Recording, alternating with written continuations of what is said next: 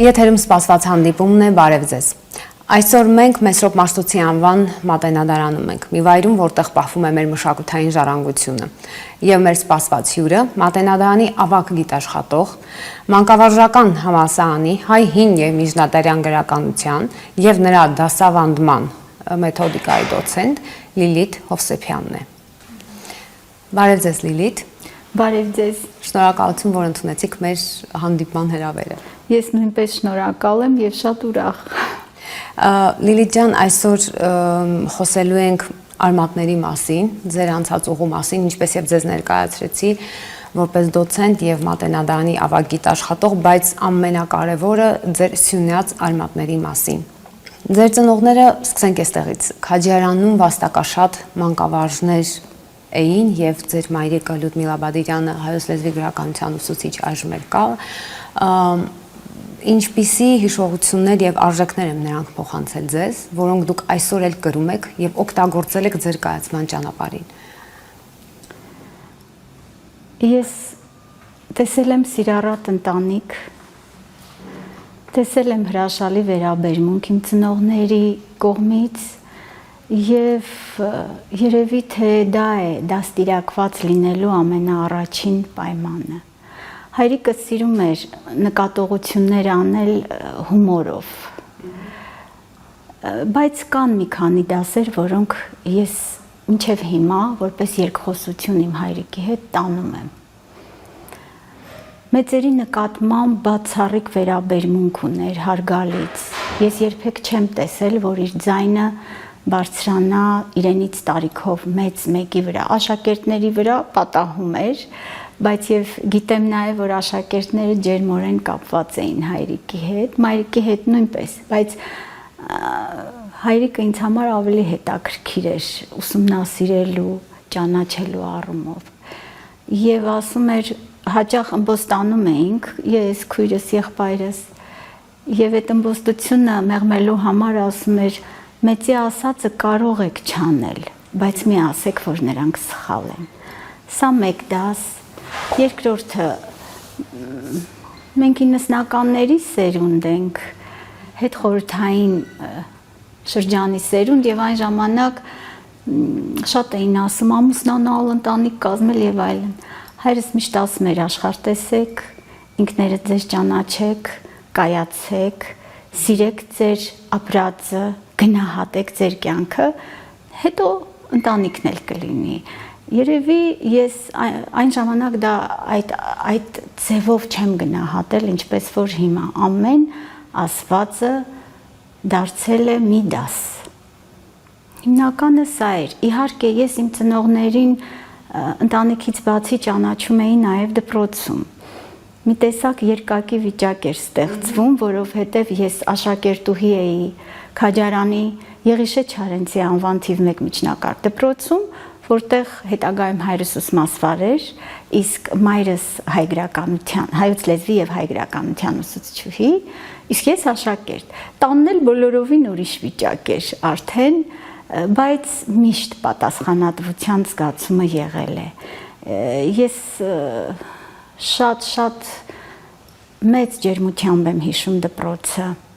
եւ ինչքան առաջանում եմ տարիների մեջ, այնքան քաջարանյան հիշողություններն ավելի վառ են դառնում։ Ես կարող եմ փակել աչքերս եւ հայտնվել մեր դպրոցի ցանկացած անկյունում։ Այսօրվա պես հիշում եմ 4-րդ հարկի պատերին կախված շրջանավարտների լուսանկարները, ձեռքի աշխատանքի անկյունը, վայելչագրության անկյունը, 3-րդ հարկի ծաղկանոցը պատուհանների մոտ, աշխարհագրության, ֆիզիկայի, քիմիայի կաբինետները իրենց ամենախորհրդավոր անկյուններով։ Եվ ես իմ կյանքի մեջ շատ բանով եմ պարտական այդ դպրոցին։ Եվ առիթից օգտվելով ուզում եմ ամբողջ ուսուցչական կազմին իմ շնորհակալությունը հայտնել, շատերի հետ առ այսօր իմ կապը կա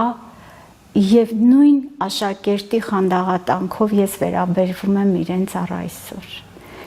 Ես ձեզ հետ ուզում եմ կիսել նաև իմ հիշողությունները Ֆոեն, Չարենցի Կիսանդրին,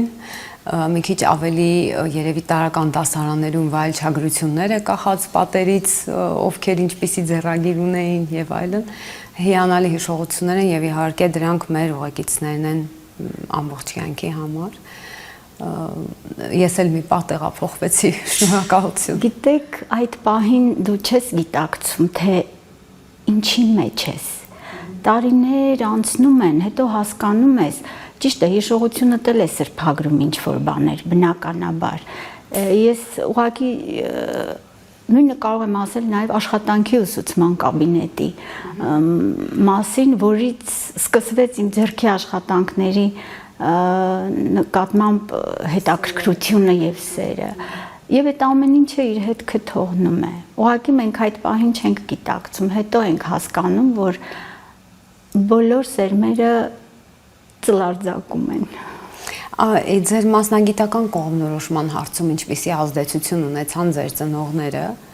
որոշումը ձերն էր հստակորեն, թե ուղղորդվեցիք։ Գիտեք, երևի ես չկրկնեմ, բայց ծնողի ապրածը երեխայի զգացածն է դառնում, երևի թե։ Մենք հյուրասենյակում մեծ գրադարան ունեինք, երևի դա շատ ընտանիքներում էր ընդունված, հիմա էլ։ Ու այդ գրադարանի ամեն գրքի տեղը,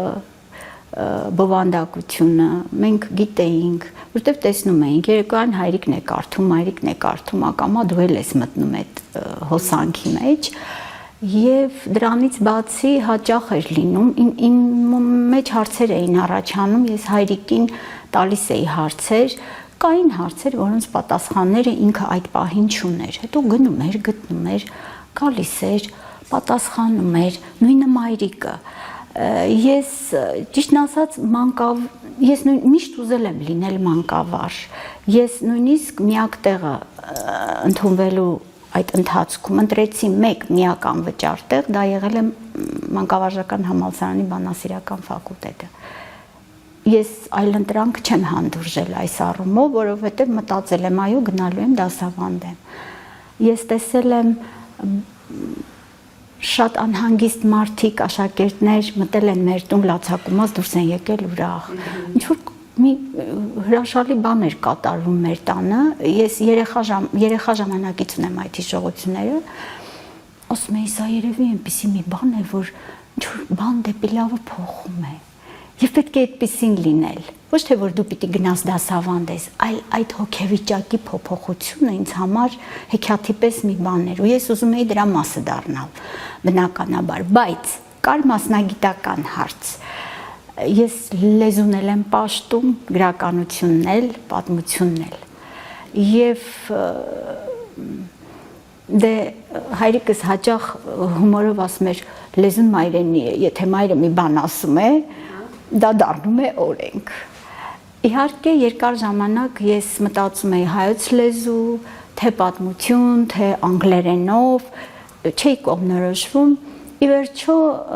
ընտրեցի բանասիրական ֆակուլտետը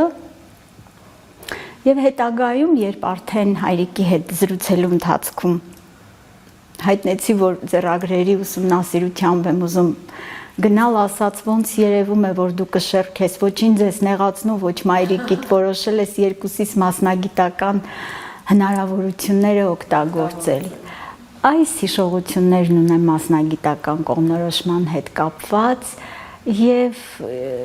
երևի թե ես ինձ համար կարող եմ ասել անում եմ այնինչ սիրում եմ եւ սիրում եմ այնինչ անում եմ։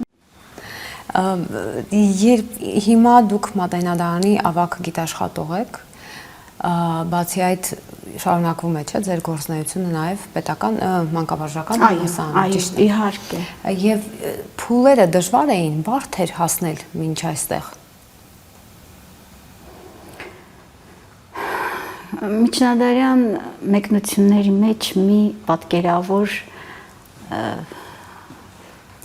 պահ կա, ասում են ընկույզի այլաբանությանն է վերաբերում, ասում են ընկույզի կեղևը հաստ է, բայց միջուկը շատ օգտակար եւ համեղ։ Ամեն ճանապարհ իր սիրտը ունի երևի թե։ Եվ կարևոր է, որ երբ որ դու չես կենտրոնանում վերջնական արդյունքի վրա, այլ ընդունում ես ճանապարհի կանոնները, դա դառնում է հաճելի ընթացք։ Ես այնքան վստահ եմ եղել եւ հիմա էլ կասկածները քիչ են ավելի իմ մեջ, քան վստահությունը։ Ես այդ իրավիճակն եմ գնահատել եւ գնահատում ինչի մեջ որ եմ։ Այն ժամանակ հիշում եմ, չկար գրանցում, ես Քաջարանի գրանցումով էի եւ չէի կարող գրադարաններից օգտվել։ Եվ ես դարձա Իսահակյանի անվան գրադարանի ընթերցասրահի բնակիչ, եթե կարելի է այդպես ասել, ու նույնիսկ այդ պատերի ջերմությունը, այդ ամեն ինչը ինձ ապրեցնում էր։ Նույնը համալսարանական տարիներին, ամեն սեմինար պարապմունք ինձ համար եղել է մի ինչ-որ հաճելի, ոնց որ ճանապարհորդություն ժամանակի մեջ, այսպես։ Ես այդ հաճույքով եմ նայել իմ արածին, եւ դա դարձել է հետաքրքիր մի բան։ Բնականաբար դժվարություններ եղել են։ Մենք ցուրտ ու մութ տարիների ուսանողներն ենք, եւ ծնողներս ճիգ ու ջանք չեն խնայել, որպեսզի մենք գոնե այդ դժվարությունները չունենանք։ Եվ սակայն մենք նաև գիտակցում ենք, որ շրջանից եկել հասել ենք քաղաք ու պետք է արդյունք ունենալ։ Պետք է գոնե ծնողները դժգոհ չլինեն։ Այդ պահին, երբ դու այդ տարիքում ես, ծնողի համար ես ավելի շատ անհանգստանում, հետո դա դառնում է արդեն քո ինքնագիտակցությունը։ Եվ իսկապես բարդ տարիներ էին, թե կոմունիկացիայի առումով, Քաջարան, Երևան, հեռավորության առումով։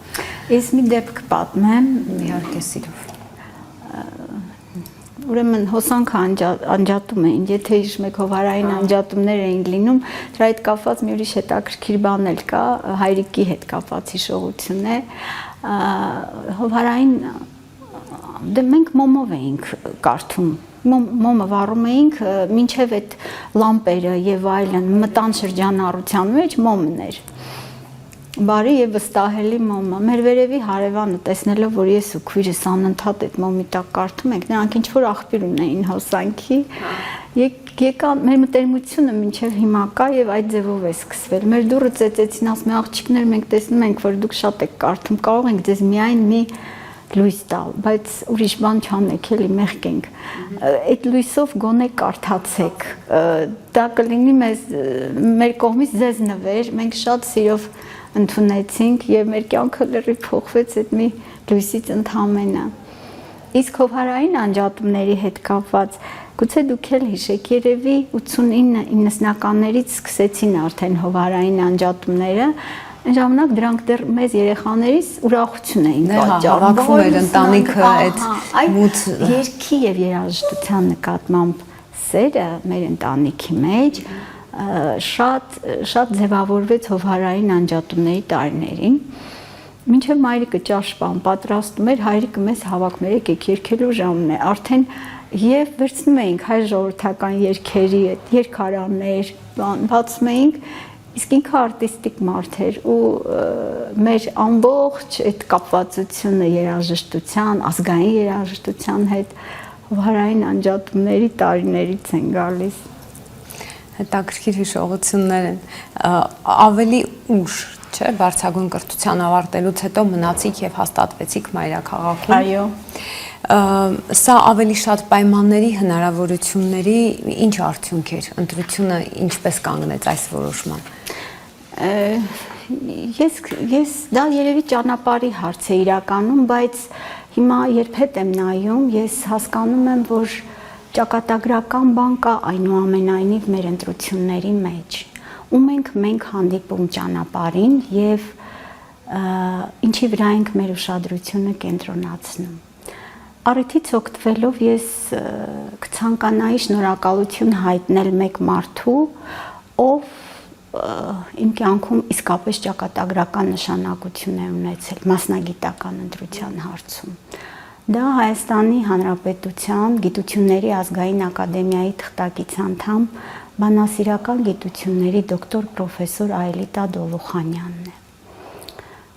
նա առաջին մարդն էր, ում ես տեսա, երբ մտա համալսարան առաջին դասներ, 5 գրականության դաս։ Այդ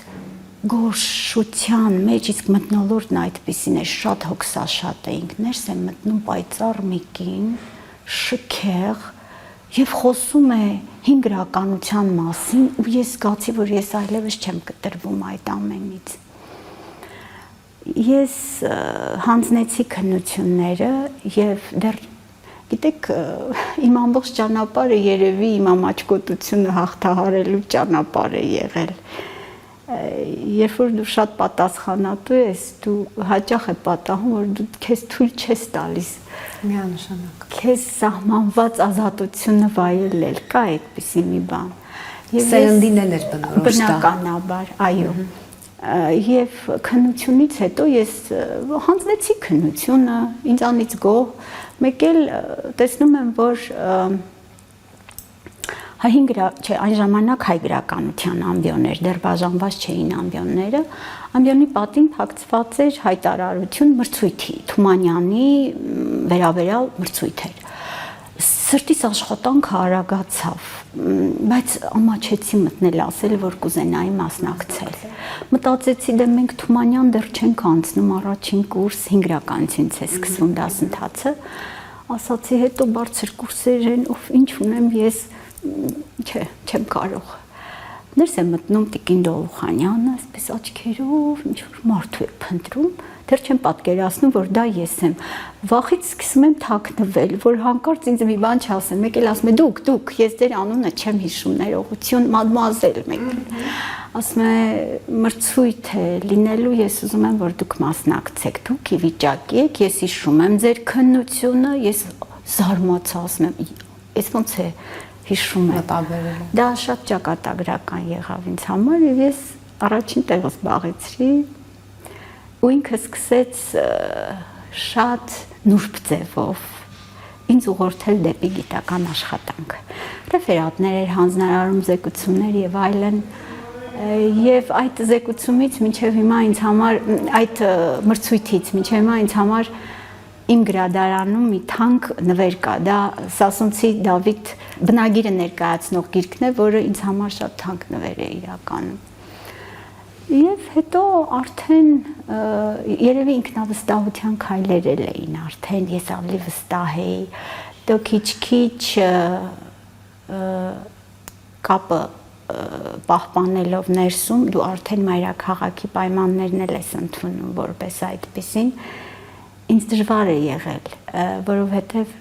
մենք ընտանիքով էլ ենք շատ կապված մինչև հիմա։ Եվ այդ կապերը խզելը իրականում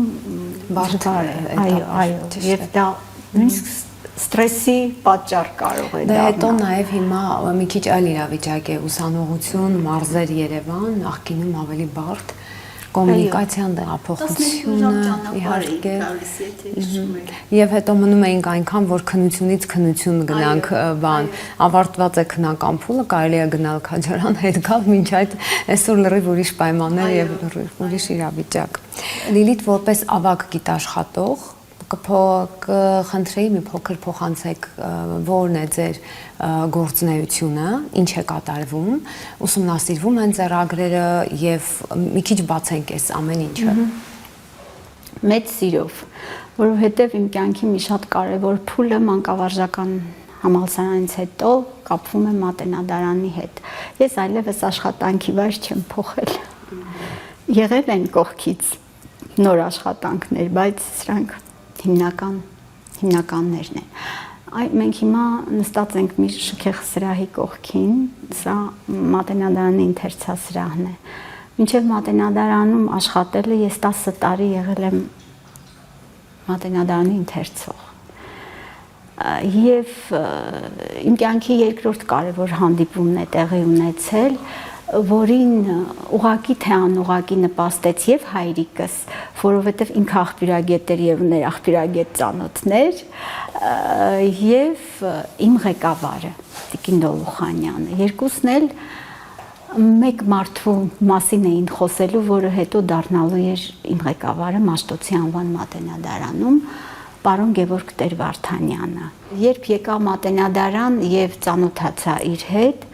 ինքն ինձ անդադ ընդօրինակել էր տալիս ձեռագրեր։ Ես ասում էի, լավ, ես ինչու եմ ես ընդօրինակում ձեռագրեր։ Ասում էր դու կհասկանաս, ժամանակը կգա։ Եվ իսկապես տարիներ անց ես ձեռք բերեցի հմտություններ ձեռագրի հետ աշխատելու, որոնք այսօր ուղղակի ինձ համար անհրաժեշտություն են։ Այսօրի ավագ գիտաշխատողը Մատենադարանի բազմազբաղ է։ Միայն մեկ թեմայի վրա չենք մենք աշխատում։ Ես ձեռագրագիտության բաժնի ավագ գիտաշխատող եմ։ Ինչ է սա նշանակում։ Սա նշանակում է, որ մենք նկարագրում ենք ձեռագրեր։ Այս աշխատանքը իրականացվում է ձեռագրերի թվայնացմանը զուգահեռ։ Ընդարձակ հատորներ են լույս տեսնում մանրամասն նկարագրություններով եւ այս նկարագրությունների հիմքում ընկած է տաշյանական ընդարձակ նկարագրությունը, որը շատ մանրամասնորեն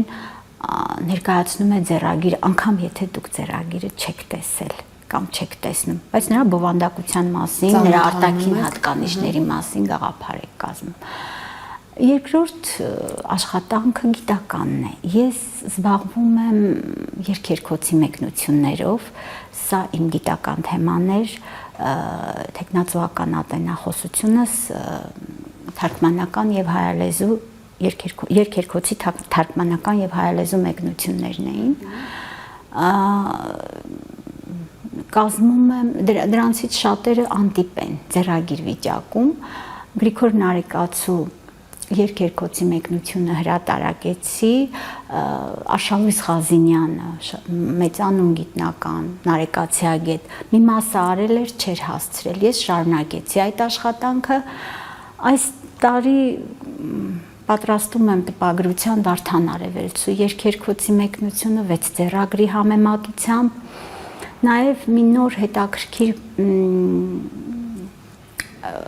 ուսումնասիրության դուռ է բացվում, պարզվում է, որ հնարավոր է գտնել Աստվածաշնչի երկերկոցի ավելի հին բնագիր։ Ես փորձում եմ այդ բնագրի հետքերը ունեմ, փորձում եմ մոտենալ։ Հիմա չեմ կարող ասել, թե դա ինչ արդյունք կունենա, բայց հույս ունեմ։ Բացի այդ, նաև հոդվածների վրա ենք աշխատում, բայց եթե ընդհանրացնելու լինեմ, Մատենադարանում աշխատող Մատենադարանի ավագ գիտաշխատողի զբաղմունքը, ինչպես կասեր Նարեկացին, հանապազն ընթերցանությունն է։ Անընդհատ ինքնակրթվելը։ Մեկ օր դու չես կարդում, դու արդեն հետ ես ընկել, ռիթմից հետ ես ընկել։ Սա է ավագ գիտաշխատողի անելիքը։ Բացի այդ, ես նաև ինձ տրվել է նաև, ինձ վստահվել է նաև աշխատել ձեռագրատանը, այս առիթով եւս ուզում եմ տնօրինությանը շնորհակալություն հայտնել, քանի որ իսկապես վստահել են եւ գիտեք, երբ մտա առաջին անգամ ձեռագրատուն, ես տարօրինակ զգացողություն ունեցա, դու պահպանում ես մի բան, որը քո կյանքից թանկ է։ Դա դուք հարցնում եք աշխատանքի հետաքրքրության, պատասխանատվության, այն գիտակցումը, որ դու հայ ժողովրդի կոլեկտիվ գիտակցական արդյունքի պահապանն ես, բոլորովին ուրիշ հոգեվիճակ եւ ուրիշ մթնոլորտ է ստեղծում քո ժառանգության մի մեծ մասի։ Այո։ Դու այդ մի ճյուղն ես, այդ հսկա ծառի։ Եթե կարող ես անել լավ գործ, ստացվի դա հրաշալի է, եթե չէ, գոնե պահպանելը։ Իսկ վերջին շրջանում նաև մեծ հետաքրքրություն առաջացրեց այն փաստը, որ Շուրիշկանի ավետարանը Մատենադարանում է։ Մի փոքր էլ այս մասին պատմեք, խնդրեմ։ Ավետարանը ինչ խորհուրդ ունի, ինչ է իրենից ներկայացնում։ Կան ավետարաններ, որոնց հայ ժողովուրդը օժտել է խնդրակատար եւ ախտահալած ուժով։ Նորություն չեմ ասի, եթե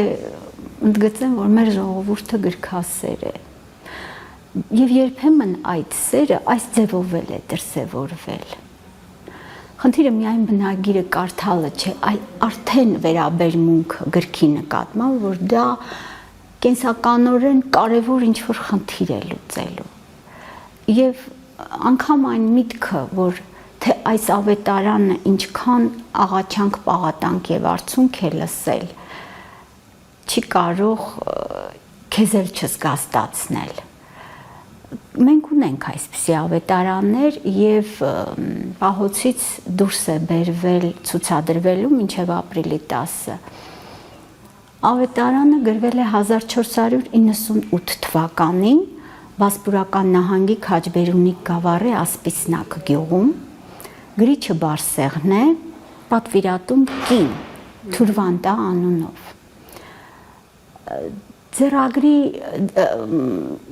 Ձեռագրի տերերը նույն ընտանիքի անդամներ են եղել, բայց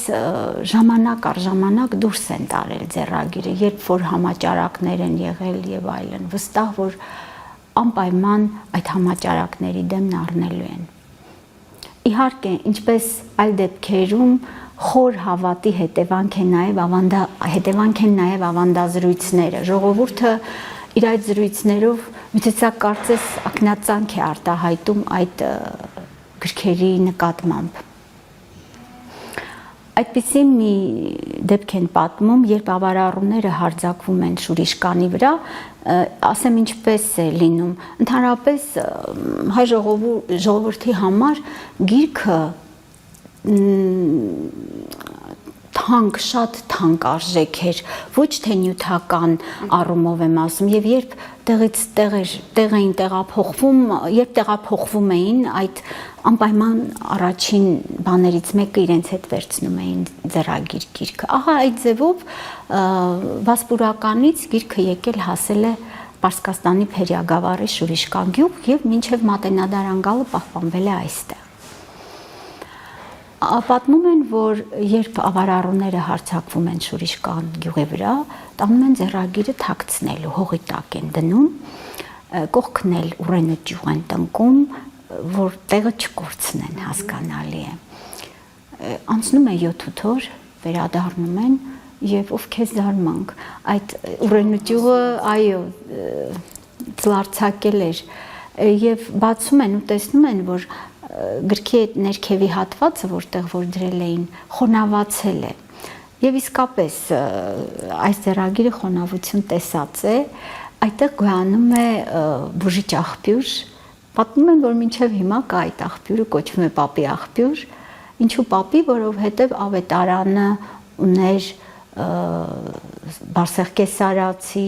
Պապ, Կարմիր ավետարան անունները։ Ցանկացած ձեռագիր գիրք ասելիք ունի, չէ որ լրացնում է մեր պատմության ինչ-որ օղակներ, մեծ կամ փոքր, այստեղ կարևոր ու անկարևոր փաստ գոյություն չունի, դա մի մեծ շինության փոքրիկ դրվագներն են։ Ձեր անձնական զգացողությունները ինչպիսին էին, երբ առաջին անգամ առնչվեցիք ձեռագրին։ Հիշում եմ, երբ ես առաջին անգամ Շուրիշկանի մոտ էի, միտքս պիտի զտվեր, ես հասկանայի ամենանվիրական բանը որն է, որ գալիս է, եղել է, ճիշտ ասած, պաթետիկ չհնչի, բայց հայ ժողովրդի համար եմ մտածել։ Ասել եմ, ավետարան, խնդրում եմ, թող մեր ժողովուրդը այս մշակույթին վայել կյանքով ապրի, այո, եւ շատ լավ օրեր ունենա։ Սա է եղել։ Հետո արդեն սկսել եմ ավելի անձնական ցանկություններ ունենալ, բայց առաջինը դա է եղել, որովհետեւ ձեռագրի հետ շփվելիս ակամա դու այդ ամբողջ հայ ժողովրդի ամբողջ էներգիան դու զգում ես։ Իսկ ինչպես կարող է 21-րդ դարի մարդը կապ հաստատել նման արժեքների հետ, կամ ավելի բաց եմ հարցադրումը, երբ այցելում են, իհարկե դուք ձեռագրատան ավագիտ աշխատող եք, դուք, չգիտեմ, անձնապես շփում ունեն մեկ այցելուների հետ, թե չէ, երևի ավելի շատ, թե ավելի քիչ, շփվում ենք, բայց ինչ եք տեսնում, ինչպես կարող է արդյոք կարող է 21-րդ դարի մարդը զգալ այդ ամեն ինչը։ Թե դա էլի կարող է գալ դպրոց, հիմնական կրթություն, հետո այդ արմատների խորացում, գիտակցական խորություններ, պետք է սիրեն նոր ճանաչեն։ Դա լինի դա մանկապարտեզում, նախադպրոցական տարիք, հանրակրթական դպրոցում, բայց մարդիկ, ովքեր այդ մասին խոսելու են, իրենք էլ պետք է սիրեն, որովհետև սիրո մեջ վարակիչ մի բան կա։ Երբ որ դու ներկայացնում ես այնինչ դու սիրում ես, դա չի կարող չվարակել։ Բազում անգամներ ես իմ կյանքում այդ բանը նկատել եմ։ Ընդամենը մեկ օրինակ առիթ է եղել աշխատել տնտեսագետների հետ եւ այնքան ոգևորված էին ուսանողները, ես էի հայոց լեզու խոսքի մշակույթ մասնագիտական առարկաների կամ հայ գրականություն անցնում ենք եւ իրենք ասում են ուզում ենք մեր աշխատանքները մեր ուսումնասիրությունները կատարել մատենադարանում հնարավոր է մի այնպիսի թեմա մեզ հանձնարարեք, որ կապ ունենա միջնադարի հետ, ասում եմ մեծ սիրով։ Գիտեք, կարևորը այստեղ նույնիսկ այդ աշխատանքը չէ, այլ այն ուսանողը, որը մասնագիտական կապ չունի, գոնե արտաքին, այսպես թվացող կապ չունի այդ պահին ասենք մեր մատենագրական ժառանգության հետ, այդ արմատի կանչը զգում է։ Ես կարծում եմ, որ իմ առաքելությունն այստեղ կատարված է։ Շնորհակալություն Լիլիթ։ Փաստորեն դարերի խորքից մեզ ասած լուր վկաները պարզապես ձեռագրեր չեն, այլ կենթանի ներկայություն եւ հենց մոգականը, ուժը, հիմնականը դա է, որ դարերի հեռավորությունը հանկարծ կարող է անհետանում է, բայց դու զգում ես, որ այդ ամեն ինչը քոնն է, երբ առնչվում ես ձեռագրերին, երբ տեսնում ես կապը դրանց հետ, եւ շատ ոգևորիչ է, որ պատմեցիք ուսանողության հետաքրքրվածությունը թեկուզ եւ այլ մասնագիտական ուղղություն ընտրած երեխաների։ Շնորհակալություն հետաքրքիր զրույցի համար։ Ես շատ հաճելի է, որ կա այս հետաքրքրությունը ձեռագիր գրքի նկատմամբ, առավել հաճելի, որ ես նորից դեպի Սյունիք եմ գնում իմ արմատների կանչով եւ ուզում եմ ասել, որ իմ ներսում երբեք քաջարանը լուրջ չի եղել։ Լիլիթ ջան, մենք քաջատեղյակ ենք, որ դուք բացի գիտական աշխատանքը նաև ձեռքի աշխատանքով եք զբաղվում, ձեռագործներ, եթե չեմ սխալվում, մանրամասնեք դա ինչ է ձեզ համար, հոբի, ազատ ժամանակից զբաղմունք։ Ճիշտն ասած, երբ ես սկսեցի կարդալ, հասկանալու համար, որ դա հիվանդություն չէ, որով ես տառապում եմ, որովհետև ինքնամոռաց դրվագներ կան ձեռքի աշխատանքի հետ կապված ու ամենավաղ հիշողությունը մոտ 3-4 տարեկանից է, երբ ես կանաչ գույնի մի թել գտա եւ երկաթյա այդ բարակ ու անհաջող շյուղերը վերցրի ու տարա տատիկիս տվեցի, որ ինձ սովորեցնի գործել։ Տատիկը գործում էր, երևի դուք տեսնում եք։ Հայրական տատս տաղանդավոր էր, երկու տատիկներս էլ, իսկ ես տատիկի եւ պապիկի ծոցում մեծացած թոռնիկ եմ եղել, երկու կողմանի, այդ առումով շատ մեծ սեր տեսած նաեւ եւ համ փնթփնթում էր, համ էլ սովորեցնում էր։ Հետո աստիճանաբար դա դարձավ ինքնաճանաչումի մի շատ խոր պահ եւ հասկացա նաեւ, որ դժվար պահերին եմ իմ ձեռքի դժվար պահերին իմ ձեռքի տակից դուրս են եկել ինչ որ բաներ, պայուսակներ, ակնոցի տուփեր եւ այլն եւ այլն։ Եվ մի տեսակ շնորհակալության զգացում ունեցա, որ փոխանակ չարանալու Աստված որոշել է կամ ինչ որ մի ուժ, որ ես պիտի արարեմ։ Ես հասկացա, որ արարման համար դու ես շնորհակալ, ոչ թե քեզ պետք է շնորհակալ լինեն։ Շնորհքի ձիրքի տրման համար։ Երբ քեզ տրվել է, դու պիտի աճես, դու պիտի բազմացնես այդ շնորհը։ Հետո կորոնայի ժամանակ էր այդ փակ շրջաններ, շատ պատահականորեն համացանցի էջերում զբոսնելիս, այսպես ասած, ես տեսա ինձ համար տարօրինակ մի բան, դա թաղիքն էր։ Ու մինչև հիմա ես հիվանդացել եմ թաղիքագործությամբ, դեռ ինձ բաց չի թողել թաղիքը, դա բուրդն է, հետո պարզեցի, որ մենք բանահյուսական երգեր ունենք թաղիքի հետ կապված, այսինքն թաղիքը հայ ժողովրդի կենցաղում էլ է շատ տարածված եղել եւ նորից պատմական հիշողությունը իմ ներսում մի ուրիշ լարով արձագանք էր տալիս, իսկ ես շնորհակալ դա ընդունեցի։ Փոքրիկ էջ եմ վարում, դա իմ տաքանկյունն է, երբեմն հանգստանալու երկար, ասենք լարված աշխատանքից հետո ինքս ինձ նվեր եմ անում, մի օր ազատ եմ թողնում ձեռքի աշխատանք անելու համար եւ ուրախանում եմ դրանով, աշխարհի գույները ավելի գեղեցիկ են դառնում։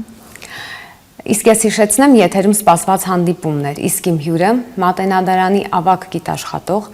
Մանկավարժական համալսարանի հայ հին եւ միջնադարյան գրականության եւ նրա դասավանդման մեթոդիկայի ամբիոնի դոցենտ Լիլիթ Հովսեփյանն էր։ Կհանդիպենք։